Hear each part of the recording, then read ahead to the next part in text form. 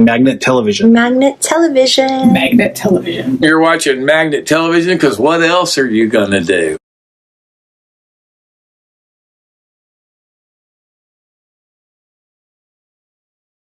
Hi, this is Matt Wilson from Minneapolis. My favorite song is a song that I found on a Glen Campbell record when I was really quite young. My family had about 6 albums in the house, and one of them was Gentle on My Mind by Glen Campbell.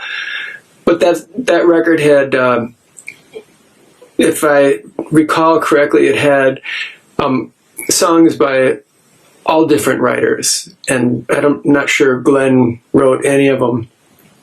The one that struck me, there was a couple that struck me. The ballads, for some reason, stuck out to me, and Glenn was such a great singer of ballads, big ballads. And there was a Roy Orbison song, Crying, on there, and that moved me a lot. But the one that crushed me is a song called You're My World. And it's written by a guy named Umberto Bindi, B-I-N-D-I, Italian fella. And it's been translated all over the world, and it's a killer song. It's a knockout song. I think it's the best song ever written.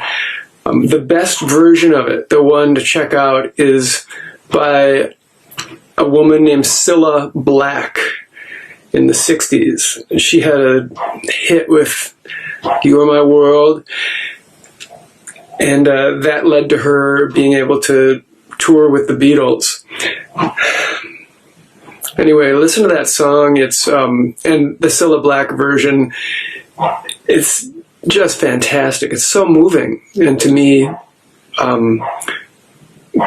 to be emotionally moving is kind of the measure of a really great song. You know, there are a couple albums that absolutely changed my life, and they're really different. One of them is something that I discovered when I was in high school. Everyone discovered it. It was My Aim is True by Elvis Costello. And something about it was an amazing record, the wordplay and the way that he sang was all new.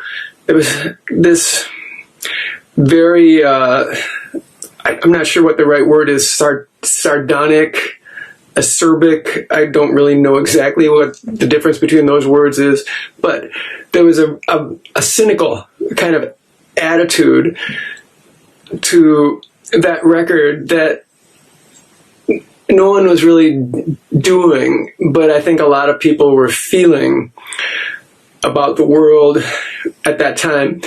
And for me and my girlfriend, who was at that time was my kind of musical co-conspirator, you know, we were looking for music together and loving music together. There's something about that attitude that Elvis Costello had at that time that verified how we were feeling, how we felt like we were kind of trapped in a suburban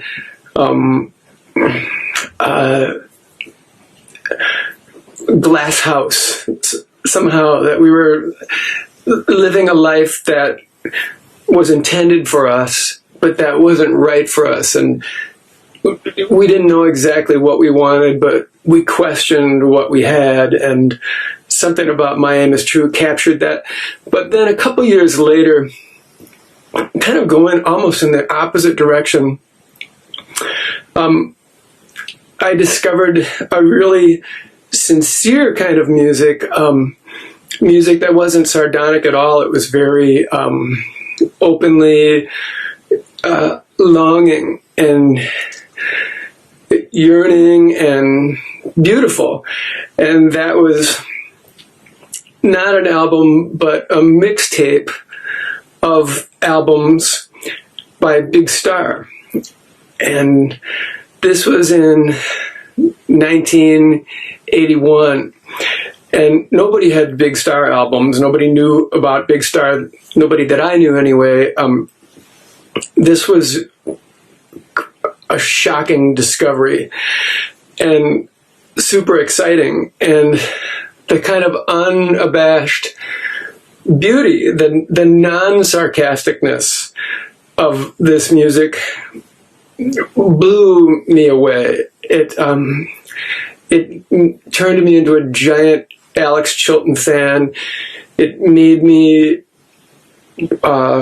want to master my first album that I made a couple years later at Ardent Studios, and it made me confident and happy about the beautiful and emotional and unabashed, heartfelt side of music. So those are the two sides. My Aim Is True, Big Star, both great, both changed my life. The best concert that I was ever part of is amazing to me because I was so young, and it made me want to be, for sure, a rock star, a rock musician somehow. I was in a group, I was a drummer in high school. It was me and my high school buddies. We were in a group called The Panic. And we lived in St. Louis Park, Minnesota, right next to Minneapolis. And the booker at First Avenue, which was the big rock club in town, asked us to warm up for this group called U2, who was coming through America for the first time. And at that point, they were on the cover of Rolling Stone as the next big thing, the next Who. And this was an incredible, not really a career break for us, because we were never going to be like a huge band. We were this fun high school new wave band. But this was just a huge chance for us to kind of live our dream. And so we warmed up for U2 at First Avenue, our band. And our whole deal was playing super fast and, playing our really kind of silly high school type songs. But it was marvelous. And we met the guys in U2. They were super nice, very down to earth. They gave us their beer. They were complete teetotalers.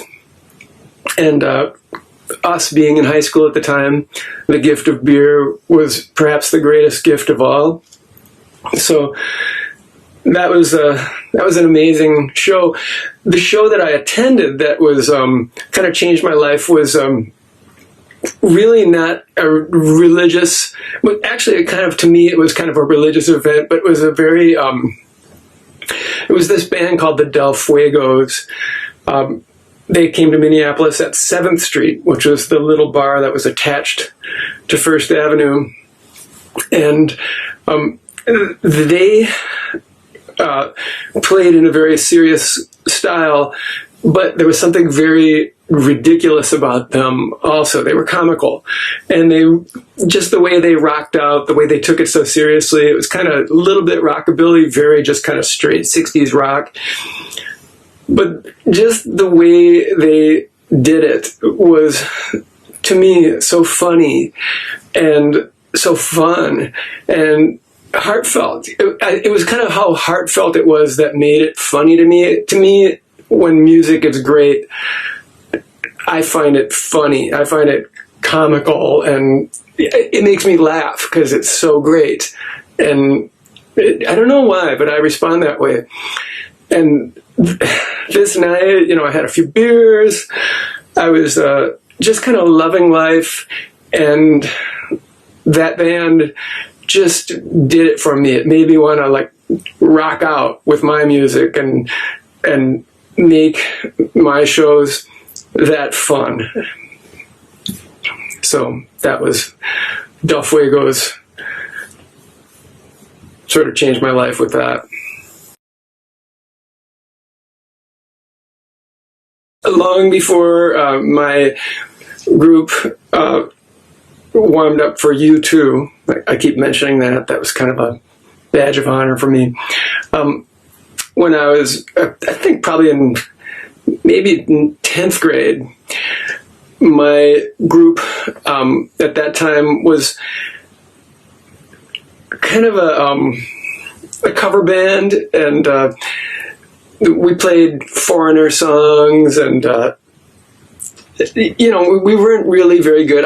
I might even have been in 9th grade, come to think of it. I'm not sure. But amazingly, we got booked for a 3-night stand in St. Cloud, Minnesota, at a place called the Red Carpet. And this idea of just kind of being a rock band, going and playing a 3-night stand at a club, a big club up there, that felt like, kind of coming of age, and that we were doing something cool. We went up there, and we got up on stage, started our show. There weren't too many people there. We had no following. We were just knuckleheads in high school playing covers. And I think we played about 3 songs, and the owner of the club just kind of came up on stage and relieved us of our duties for the whole weekend. He just kind of pulled the plug on us. I think he determined that we weren't good enough, and we were asked to leave the stage and to vacate the premises. There was no big payoff for us for our 3 nights. There was not even one whole night at all. It was quite embarrassing. Yeah, so that hurt. It was embarrassing, and but we all bounced back.